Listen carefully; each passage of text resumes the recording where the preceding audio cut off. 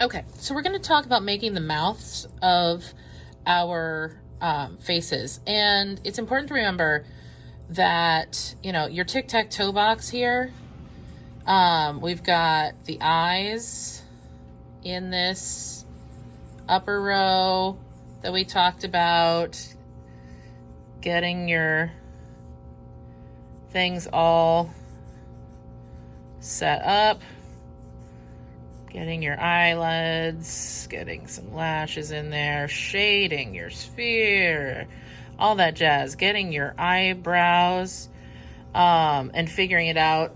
If you are, you know, you're making sure that you are lining things up and you're getting things symmetrical and you're making sure that everything that you have on one side is on the other, at least pretty close. It doesn't have to be perfectly symmetrical because nobody is perfectly symmetrical, but getting things in there, getting your nose, I'm just going to go with monkey ears nose, and remembering that this nose should fill the bottom of this box in the middle of the tic-tac-toe space. We are going to take this up to right between the eyes and then flare it out to the eyelid, or to the eyebrows, I should say. Then you're going to be shading. I shade on an angle because that's going to help with shaping that nose. Okay, there's always sort of a shadow in between there. Shading your spheres of your nose, getting that in there. As I said before, you know, with my shading, I am definitely in the quick and dirty range. This is just to give you a review because we're going to talk about noses. Not noses, we're going to talk about mouths. My brain's not working. But that tic-tac-toe box, if you remember, like eyes, nose, mouth wins the bottom line, and the corners of your mouth line up with the pupils. So when you are, like, if you were ever crying straight down, that's where the corners of your mouth are going to end up.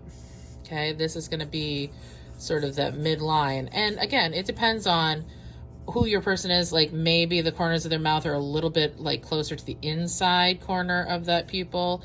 Maybe they're closer to the outside corner of the pupil. Like, there's a little bit of variation there. But that's generally what you're looking for. With lips, like this middle line is always going to be dark, but you need to figure out how wide and full the lips are. Usually there's more of a spherical center to the bottom. And then if you put like Mickey Mouse ears kind of on top, there is a Cupid's bow here that's going to have a shadow. You're going to have your shadows under your spheres here. And then this is going to taper down, shade this sphere, leave your highlight, and taper out. Now, this looks a little bit weird at the current moment because it's on the grid, but get my middle line a little bit dark, and you get that in there. So we're going to work on these here. So I'm going to do a few different sizes of Mickey Mouse here. So sphere with two smaller ones on top. Maybe I want smaller like that. Maybe I want like equal size. I'm just going to do one sphere here. So it's more of like an 8. Maybe you want like just barely there ears and a bigger one underneath. So you're going to draw about 6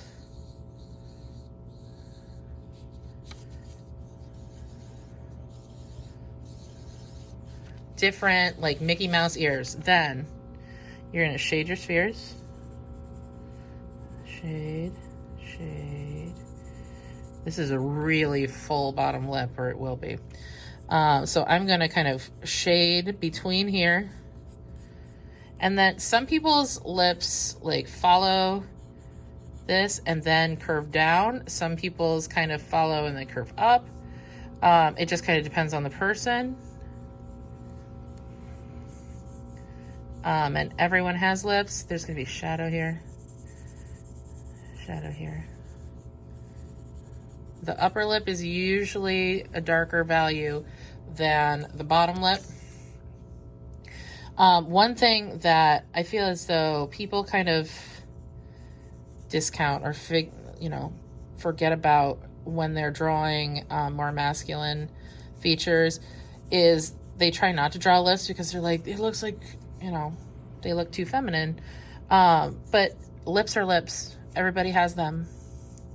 So it doesn't matter who you're drawing. Everybody's going to have lips.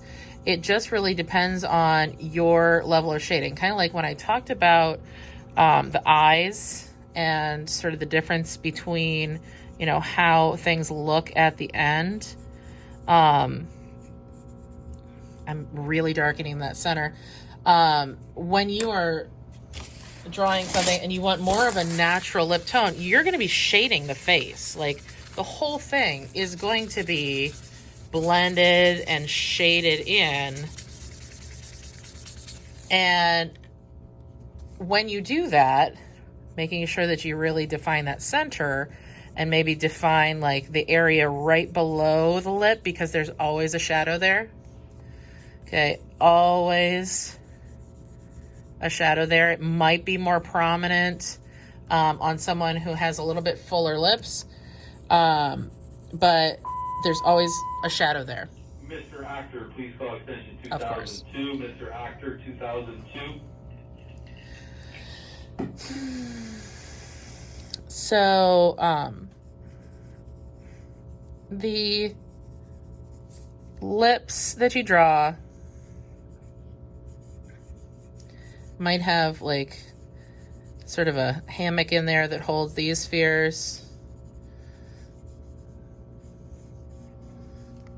and kind of goes down on either side, kind of like a flying bird. Do you want to look at what you're doing? Make sure it lines up with the pupils, and then make sure, shade around that sphere, shade, get your shadow under here. Kind of make sure that everything is symmetrical, at least ish.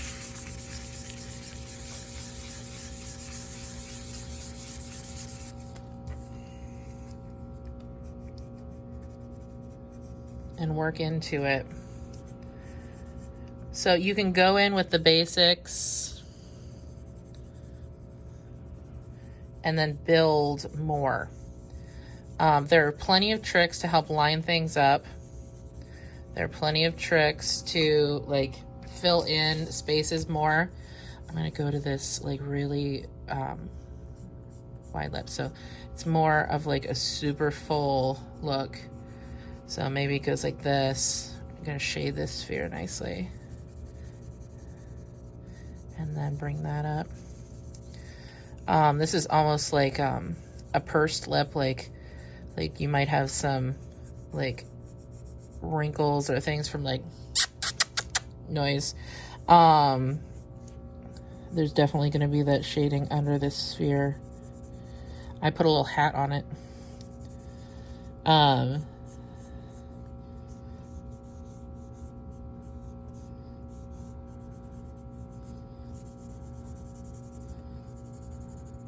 So you get that more like pursed kissy lip look. I'm gonna shade this, go back in, get this center really super dark, and even like have that defined. Give it a shadow underneath, work in there to get it more so it's more of a kissy lip.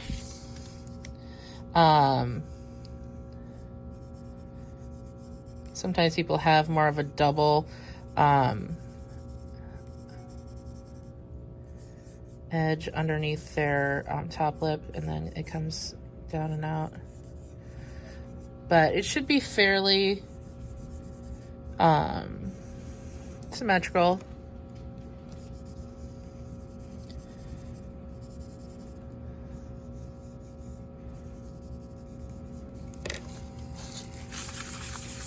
And again, you're not going to be leaving your paper full white. You're going to be blending this. You're going to be blending your, whatever you're using to create the facial features of your person, whether it's colored pencil, whether it's charcoal, whether it's regular pencil, whether it's paint.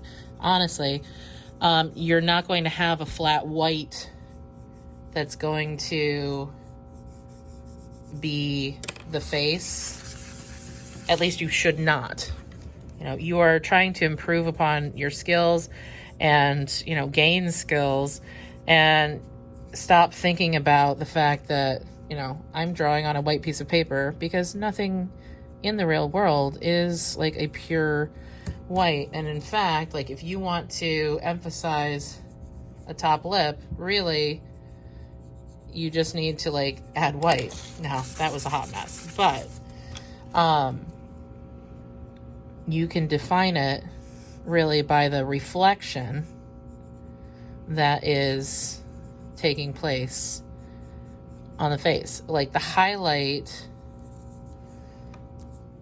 of wherever the light is hitting your lip. You know, it might be hitting that curve of the sphere there. It might be like shadowing right in here. But if you break down things into more of a simple form, a basic form like the sphere, and you remember where you are shading around that sphere, it will help you to sort of pop things forward by getting other details in there. Getting highlights back in, adding like small amounts of detail, and working on it really give you the realism that maybe things have been lacking. And is this a perfect situation? Am I like showing you the end all be all of, you know, anything that is ever created? No, because every day is a learning experience. I am just kind of breaking this down in a way that has made sense when I have explained it sort of in a simpler way. I feel as though a lot of people get overwhelmed when they even think about drawing a human being. And so breaking it down a little bit more and working with basic forms and getting things a little more simplified in some versions. Like, there are some people who barely have any top lip at all, and maybe you just like start with the little flying line, a little bit of a curve here. Like maybe you have barely any sphere whatsoever, and there's just a little shading. But if you're practicing your mouth and you're practicing other stuff, you're still going to have a general sense of like how much shadow to put in there and that kind of thing. So that's just mouth and the idea of the different ways that you can make different shapes of mouths.